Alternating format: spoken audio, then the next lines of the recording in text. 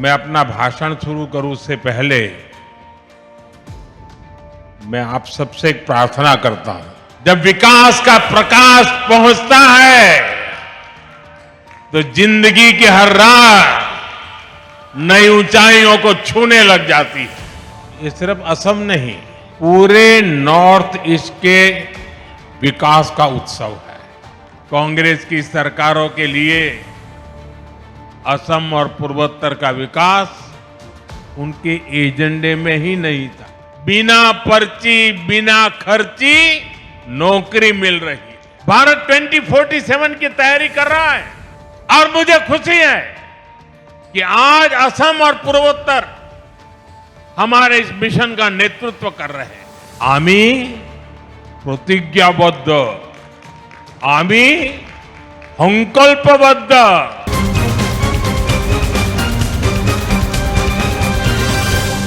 मैं अपना भाषण शुरू करूं उससे पहले मैं आप सबसे एक प्रार्थना करता हूं। ये आज विजय का आज का जो दिवस है एक प्रकार से विकास के उत्सव का दिवस है और ये सिर्फ असम नहीं, पूरे नॉर्थ ईस्ट के विकास का उत्सव है। और इसलिए मेरी आपसे प्रार्थना है कि अपना मोबाइल फोन निकालिए, उस पर फ्लैश लाइट चालू कीजिए और सबके सब इस विकास उत्सव में भागीदार बनिए। हर एक के मोबाइल फोन का लाइट जलना चाहिए। देखिए तालियों की गूंज से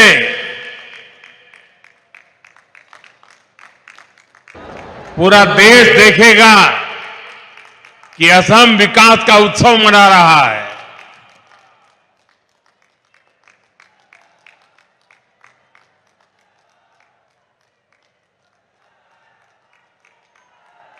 जब विकास का प्रकाश पहुंचता है तो जिंदगी की हर राह नई ऊंचाइयों को छूने लग जाती है। बहुत बहुत धन्यवाद सबका।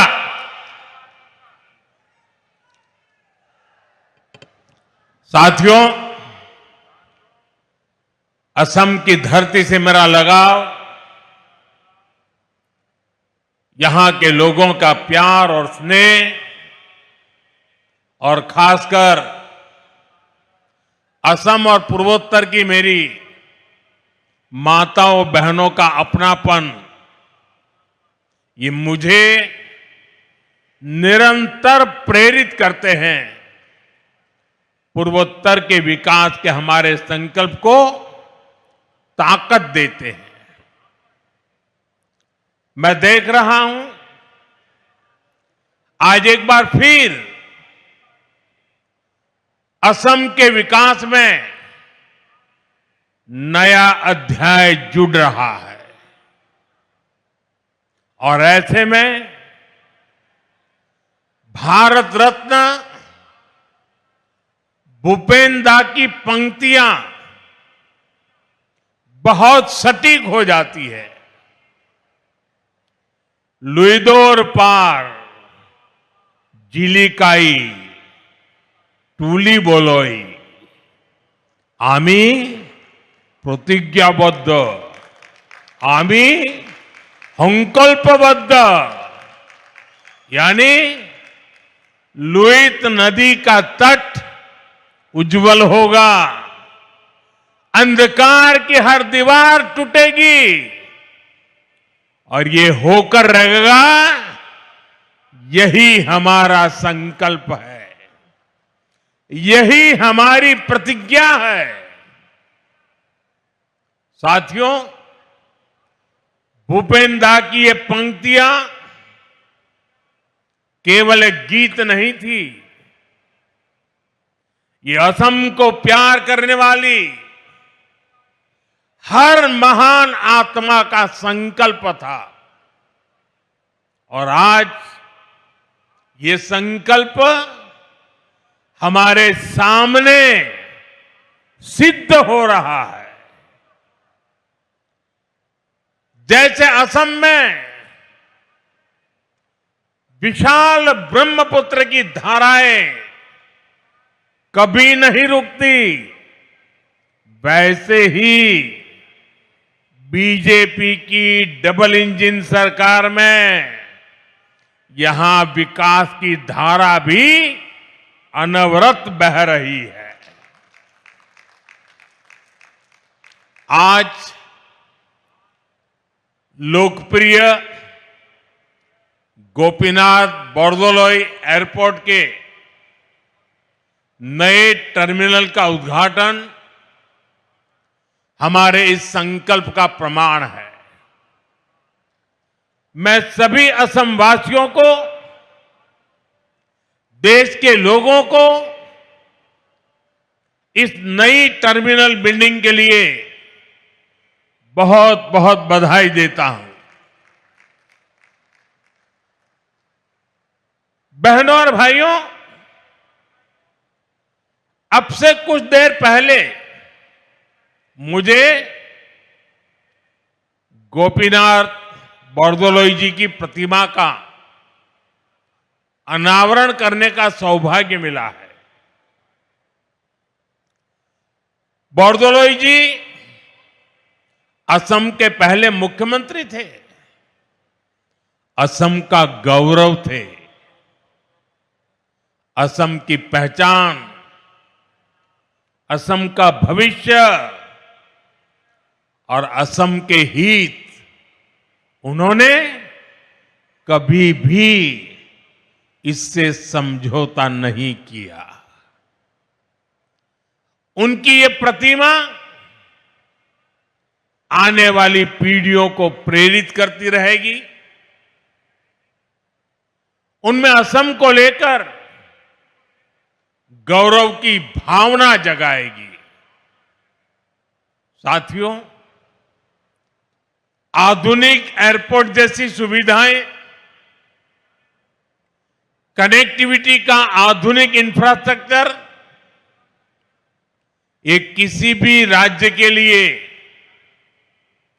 नई संभावनाओं और नए अवसरों के गेटवे होते हैं।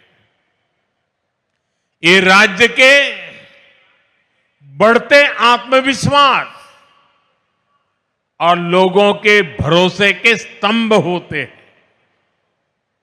आप भी जब देखते हैं कि असम में इतने शानदार हाईवे बन रहे हैं,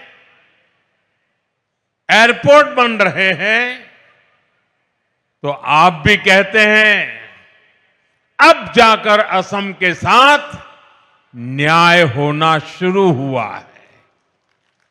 वरना साथियों, कांग्रेस की सरकारों के लिए असम और पूर्वोत्तर का विकास उनके एजेंडे में ही नहीं था। कांग्रेस की सरकारें और उनमें बैठे लोग कहते थे, असम और पूर्वोत्तर में जाता ही कौन है। कांग्रेस कहती थी असम को, पूर्वोत्तर को आधुनिक एयरपोर्ट की, हाईवेज और बेहतर रेलवेज की जरूरत क्या है। इसी सोच की वजह से कांग्रेस ने दशकों तक इस पूरे क्षेत्र की उपेक्षा की। साथियों, कांग्रेस 6-7 दशक तक जो गलतियां करती रही और मोदी एक एक करके उसको सुधार रहा है। मोदी कहता है, कांग्रेस वाले नॉर्थ ईस्ट जाए या न जाए, मुझे तो नॉर्थ ईस्ट और असम आते ही अपने लोगों के बीच होने का एहसास होता है। मोदी के लिए असम का विकास ये जरूरत भी है, जिम्मेदारी भी है और इसकी जवाबदेही भी है।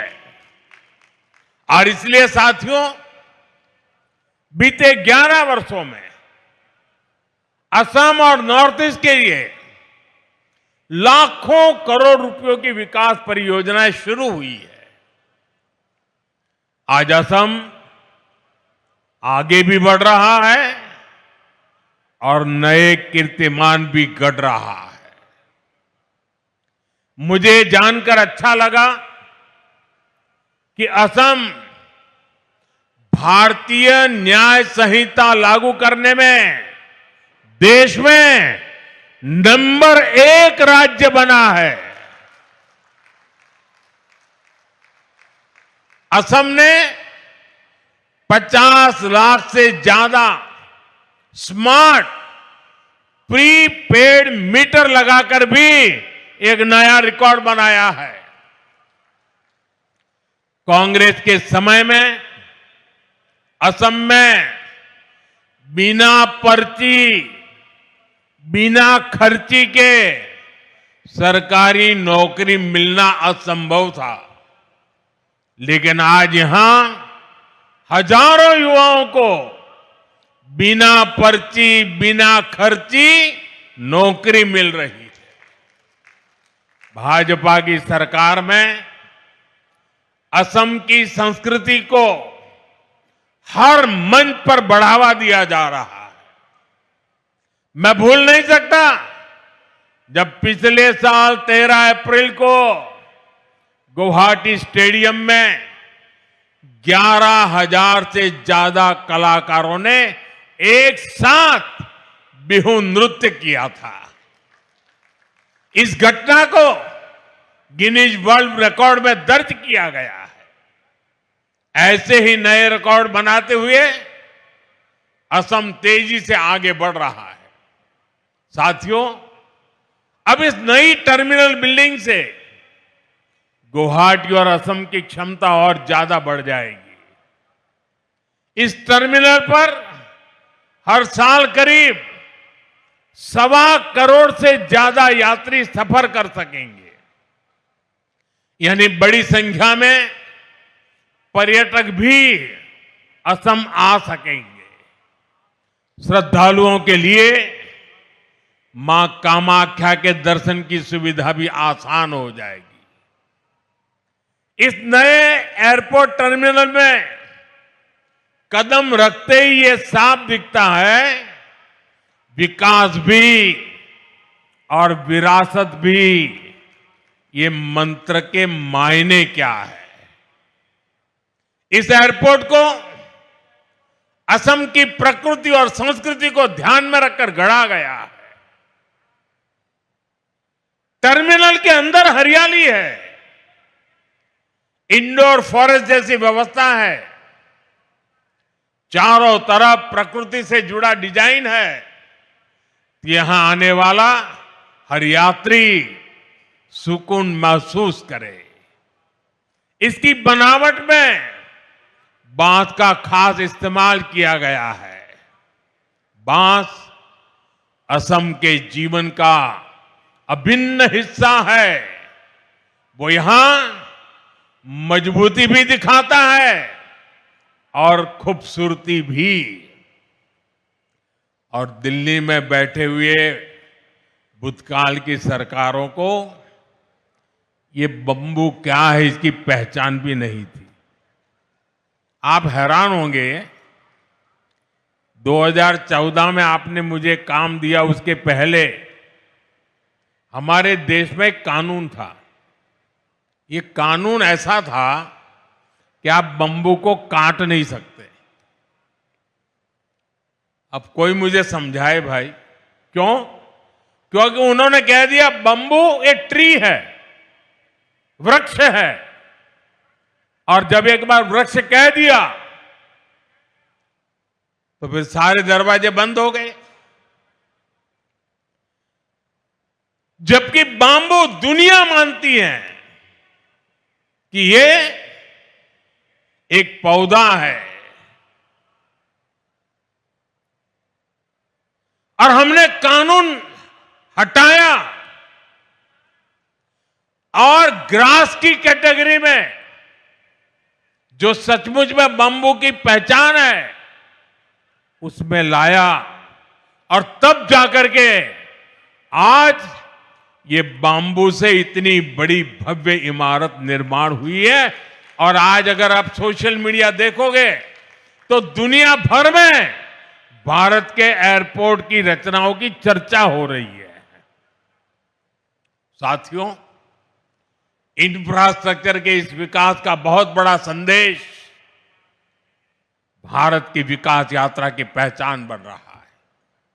इससे उद्योगों को बढ़ावा मिलता है, निवेशकों को कनेक्टिविटी का भरोसा मिलता है, लोकल प्रोडक्ट्स को दुनिया भर में पहुंचाने का रास्ता खुलता है और सबसे बड़ा भरोसा उस युवा को मिलता है जिसके लिए नए अवसर पैदा होते हैं।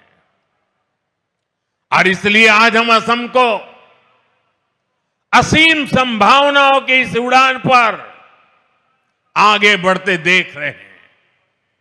साथियों, आज भारत को देखने का दुनिया का नजरिया बदला है और भारत की भूमिका भी बदली है। भारत अब दुनिया की तीसरी सबसे बड़ी अर्थव्यवस्था बनने जा रहा है। 11 साल के भीतर भीतर ये कैसे हुआ? साथियों, इसमें बहुत बड़ी भूमिका आधुनिक इंफ्रास्ट्रक्चर के विकास की है। भारत 2047 की तैयारी कर रहा है। विकसित भारत के संकल्प को सिद्ध करने के लिए हम इंफ्रास्ट्रक्चर पर फोकस कर रहे हैं और सबसे अहम बात यह है कि विकास के इस महान अभियान में देश के हर राज्य के हर क्षेत्र की भागीदारी है। हम पिछड़ों को प्राथमिकता दे रहे हैं। देश का हर राज्य एक साथ प्रगति करे और विकसित भारत के मिशन में अपना योगदान दे। हमारी सरकार इस दिशा में काम कर रही है और मुझे खुशी है कि आज असम और पूर्वोत्तर हमारे इस मिशन का नेतृत्व कर रहे हैं। हमने एक्ट ईस्ट पॉलिसी के जरिए पूर्वोत्तर को प्राथमिकता दी और आज हम असम को भारत के ईस्टर्न गेटवे के रूप में उभरता देख रहे हैं। असम भारत को आसियान देशों से जोड़ने के लिए ब्रिज की भूमिका निभा रहा है। ये शुरुआत अभी बहुत आगे तक जाएगी और असम कई क्षेत्रों में विकसित भारत का इंजन बनेगा। साथियों, आज असम और पूरा नॉर्थ ईस्ट भारत के विकास का नया प्रवेश द्वार बन रहा है।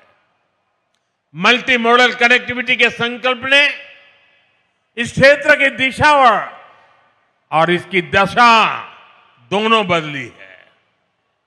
असम में नए पुल बनाने की रफ्तार, नए मोबाइल टावर लगाने की स्पीड, विकास के हर काम की गति सपनों को हकीकत में बदल रही है।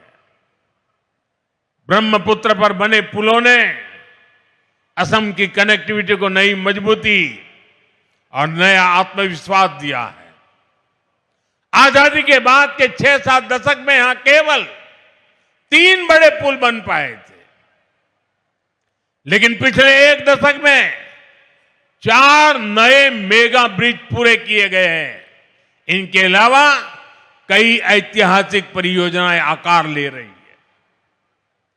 बोगीबील और ढोला सदिया जैसे सबसे लंबे पुलों ने असम को रणनीतिक रूप से और अधिक सशक्त बना दिया है। रेलवे कनेक्टिविटी में भी एक क्रांतिकारी बदलाव आया है। बोगीबील ब्रिज के शुरू होने से अपर असम और देश के बाकी हिस्सों के बीच की दूरी सिमट गई है। गुवाहाटी से न्यू जलपाईगुड़ी तक चलने वाली वंदे भारत एक्सप्रेस ने यात्रा के समय को कम कर दिया है। देश में वाटरवेज के विकास का फायदा भी असम को मिल रहा है। कार्गो ट्रैफिक में 140% की बढ़ोतरी हुई है। इस बात का प्रमाण है कि ब्रह्मपुत्र केवल नदी नहीं बल्कि आर्थिक शक्ति का प्रवाह है। पांडु में पहली शिप रिपेयर सुविधा विकसित हो रही है। वाराणसी से डिब्रूगढ़ तक चलने वाली गंगा विकास क्रूज को लेकर उत्साह है। इसे north east global cruise tourism के मानचित्र पर स्थापित हो गया है। साथियों, कांग्रेस की सरकारों ने असम और पूर्वोत्तर को विकास से दूर रखने का जो पाप किया था, उसका बहुत बड़ा खामियाजा देश की सुरक्षा, एकता और अखंडता को उठाना पड़ा। कांग्रेस की सरकारों में हिंसा का दौर दशकों तक फलता फूलता रहा। हम केवल 10-11 साल के भीतर उसे खत्म करने की तरफ बढ़ रहे हैं। पूर्वोत्तर में पहले जहां हिंसा और खून खराबा होता था, आज वहां 4G और 5G टेक्नोलॉजी से डिजिटल कनेक्टिविटी पहुंच रही है। जो जिले कभी हिंसाग्रस्त माने जाते थे, आज वो आकांक्षी जिलों के रूप में विकसित हो रहे हैं। आने वाले समय में यही इलाके इंडस्ट्रियल कॉरिडोर भी बनेंगे। इसलिए आज नॉर्थ ईस्ट को लेकर एक नया भरोसा जगा है। हमें इसे और मजबूती देनी है। साथियों, हमें असम और पूर्वोत्तर के विकास में कामयाबी इसलिए भी मिल रही है कि हम इस क्षेत्र की पहचान और संस्कृति की सुरक्षा कर रहे हैं। कांग्रेस ने एक और पाप किया था। उसने यहां की पहचान को मिटाने की साजिश की थी। और यह षड्यंत्र केवल कुछ वर्षों का नहीं है। कांग्रेस के इस पाप की जड़ें आजादी के पहले से जुड़ी है। वो समय जब मुस्लिम लीग और अंग्रेजी हुकूमत मिलकर भारत के विभाजन की जमीन तैयार कर रहे थे, उस समय असम को भी अविभाजित बंगाल का यानी ईस्ट पाकिस्तान का हिस्सा बनाने की योजना बनाई गई थी। कांग्रेस उस साजिश का हिस्सा बनने जा रही थी। तब बोरदोलोई जी अपनी ही पार्टी के खिलाफ खड़े हो गए थे। उन्होंने असम की पहचान को खत्म करने के इस षड्यंत्र का विरोध किया और असम को देश से अलग होने से बचा लिया। भाजपा पार्टी हमेशा पार्टी लाइन से ऊपर उठकर हर देशभक्त का सम्मान करती है। अटल जी के नेतृत्व में जब भारतीय जनता पार्टी की सरकार आई, तब उन्हें भारत रत्न दिया गया। भाइयों बहनों, बोरदोलोई जी ने आजादी के पहले तो आसाम को बचा लिया था, लेकिन उनके बाद कांग्रेस ने फिर से असम विरोधी और देश विरोधी काम शुरू कर दिए। कांग्रेस ने अपना वोट बैंक बढ़ाने के लिए मजहबी तुष्टीकरण के षड्यंत्र रचे। बंगाल और असम में अपने वोट बैंक वाले घुसपैठियों को खुली छूट दी गई है। यहां की डेमोग्राफी को बदला गया है। इन घुसपैठियों ने हमारे जंगलों पर कब्जा किया, हमारी जमीनों पर कब्जा किया। इसका नतीजा यह हुआ कि पूरे असम की सुरक्षा और पहचान दांव पर लग गई है। साथियों, आज हेमंता जी की सरकार और उनकी टीम के सभी साथी बहुत मेहनत से असम के संसाधनों को इस गैर कानूनी और देश विरोधी अतिक्रमण से मुक्त करा रही है। असम के संसाधन असम के लोगों के काम आए, इसके लिए हर स्तर पर काम हो रहा है। केंद्र सरकार ने भी घुसपैठ रोकने के लिए सख्ती की है। अवैध घुसपैठियों को बाहर निकालने के लिए उनकी पहचान भी कराई जा रही है। लेकिन भाइयों बहनों, कांग्रेस पार्टी और इंडी गठबंधन के लोग खुलकर देश विरोधी एजेंडों पर उतर आए हैं। देश का सुप्रीम कोर्ट तक घुसपैठियों को बाहर करने की बात कर चुका है। लेकिन ये लोग घुसपैठियों के बचाव में बयानबाजी कर रहे हैं। इनके वकील कोर्ट में घुसपैठियों को बचाने की पैरवी कर रहे हैं। चुनाव आयोग निष्पक्ष चुनाव के लिए एसआईआर की प्रक्रिया कर रहा है, तो इन लोगों को देश के हर कोने में तकलीफ हो रही है। ऐसे लोग असमिया भाई बहनों के हितों को नहीं बचाएंगे। ये लोग आपकी जमीन और जंगलों पर किसी और का कब्जा होने देंगे। इनकी देश विरोधी मानसिकता पुराने दौर की हिंसा और अशांति वाले हालात पैदा कर सकती है। और इसलिए मेरे आसाम के भाई बहन, हमें बहुत सावधान रहना है।